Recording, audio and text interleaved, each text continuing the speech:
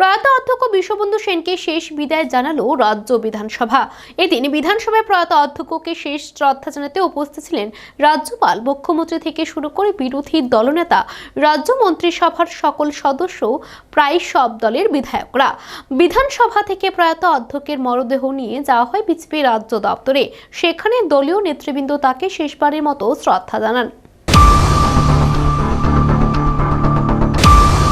বৃহস্পতিবার ভোররাতে বেঙ্গালুর একটি বেসরকারি হাসপাতালে 139 দিন মৃত্যুর সাথে পাঞ্জা লড়ে না ফেরার দেশে পাড়ি দেন রাজ্য বিধানসভার অধ্যক্ষ বিশ্ববন্ধু সেন। তার মরদেহ শনিবার দুপুরে আগরতলায় নিয়ে আসা হয়। এমবিবি বিমানবন্দর থেকে প্রয়াত নেতার মরদেহ নিয়ে যাওয়া হয় রাজ্য বিধানসভায়। রাজ্যপাল ইন্দ্রসেনা রেড্ডি নাল্লু মরদেহে পুষ্পার্ঘ্য অর্পণ করে প্রয়াত অধ্যক্ষকে শেষবারের মতো শ্রদ্ধা জানান। এদিন তিনি জানান, প্রয়াত বিশ্ববন্ধু সেন বিধানসভার অধ্যক্ষ ছিলেন না, 4 বারের বিধায়ক ছিলেন তিনি। উত্তর জেলার জনপ্রিয় নেতা ছিলেন বিশ্ববন্ধু সেন। स्पीकर आज अपने पास नहीं है, फिर भी वो जो रूट्स इधर देके गया है, जो स्पिरिट से काम करा है, वो स्पिरिट आगे ले जा सकते हैं। बाकी के प्रजा, उनके आत्मा को भगवान शांति रखे, यही मैं भगवान से विनम्रता से प्रार्थना करता हूँ। প্রয়াত অধ্যক্ষকে শেষ শ্রদ্ধা জানান রাজ্য বিধানসভার সকল সদস্যরা। এদের মধ্যে ছিলেন মুখ্যমন্ত্রী অধ্যাপক ডক্টর মানিক সাহা, মন্ত্রী অনিমেষ দেববর্মা, অর্থমন্ত্রী প্রণজিৎ সিংহ রায়, মন্ত্রী শান্তনা চাকমা, প্রতিমন্ত্রী বিশ্বকেতু দেববর্মা, মন্ত্রী রতনলাল নাথ, সুশান্ত চৌধুরী, টিঙ্কু রায়, মন্ত্রী কিশোর বর্মন, শুক্লাচরণ নোয়াতিয়া। প্রয়াত অধ্যক্ষ বিশ্ববন্ধু সেনের মরদেহে পুষ্পার্ঘ্য অর্পণ করে মুখ্যমন্ত্রী অধ্যাপক ডক্টর মানিক সাহা জানান, ব্যক্তিগতভাবে এক বন্ধুকে হারালাম। তার এই অকাল প্রয়াণে রাজ্যবাসীর বিরাট ক্ষতি হলো। তার বিধানসভা পরিচালনা করার ধরন সারা জীবন মনে থাকবে। লিখেছেন 1971-এ আমি যখন এমবিবি কলেজে আমি পড়াশোনা করি, আমি সায়েন্স স্ট্রিমে ছিলাম, ও আর্টস স্ট্রিমে ছিল, তখন থেকে ওর সাথে পরিচয়। এর আগেও আমার সাথে পরিচয় ছিল। একদম মানে একজন বন্ধুকে হারালাম, আর ত্রিপুরাবাসীর জন্য একটা বিরাট লস হলো। আর আমাদের অ্যাসেম্বলির মধ্যে এটা মানে বলা চলে, যেভাবে অ্যাসেম্বলিকে উনি পরিচালনা করতেন, সেটা সত্যিই আমার সারা জীবন মনে থাকবে। এবং এইরকম একজন বন্ধু আমরা হারালাম। ত্রিপুরা মানুষের তো লস হলেই, ব্যক্তিগতভাবে আমার একটা বিরাট লস হলো।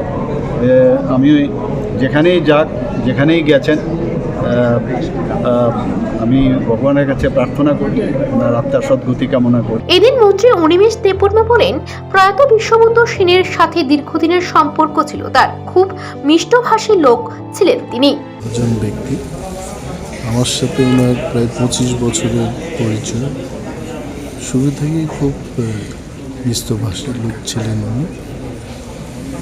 আমি যখন এমএলএ ছিলাম উনি এমএলএ ছিলেন, উনি যখন এমএলএ ছিলেন আমি এমএলএ ছিলাম না, তবু আমাদের কথা হয়। এবং খুব সুদক্ষ ব্যক্তি, আপনারা নিশ্চয়ই দেখেছেন। আমি লিডার অফ অপোজিশন ছিলাম, তখন ওনার স্পিকারের যে কর্মসূচিগুলো উনি খুব ভালোভাবে পালন করতেন।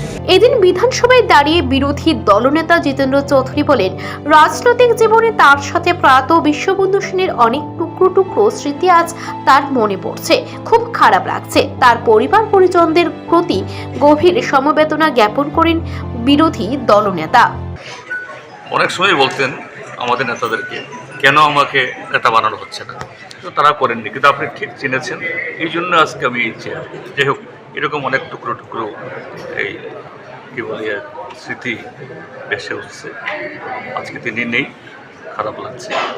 আমি তার পরিবার পরিজন, তার বিধানসভা এলাকার মানুষ সবার প্রতি সমবেদনা জ্ঞাপন করছি এবং তার প্রতি গভীর শ্রদ্ধা জ্ঞাপন করছি।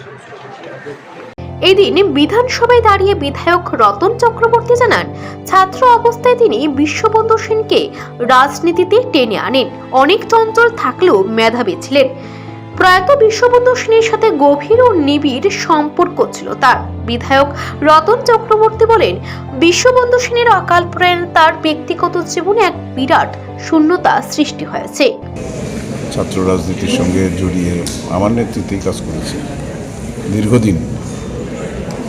তার পরবর্তী জীবনে এসে শেষ পর্যন্ত আবার বিধানসভায় এসে আমি অধ্যক্ষ ও উপাধ্যক্ষ, একটা গভীর এবং নিবিড় সম্পর্ক ছিল ওর সঙ্গে। এবং ও যেই বাড়িতে বিয়ে করেছে, আমার বন্ধুর ছোটো বোনকে বিয়ে করেছে।